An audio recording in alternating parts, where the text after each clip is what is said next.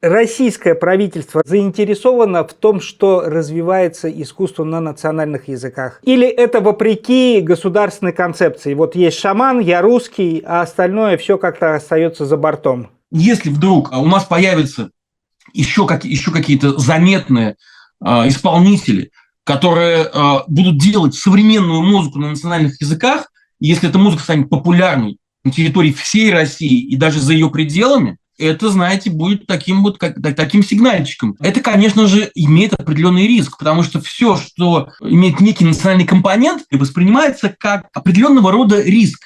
Это значит, что люди начинают как-то, знаете, задумываться, как-то начинают понимать ценность своего языка, как-то начинают верить в необходимость большего самоопределения, какой-то обособленности, неважно в какой степени. Даже небольшая культурная обособленность, автономия, она сейчас не приветствуется. У нас же сейчас какая политика?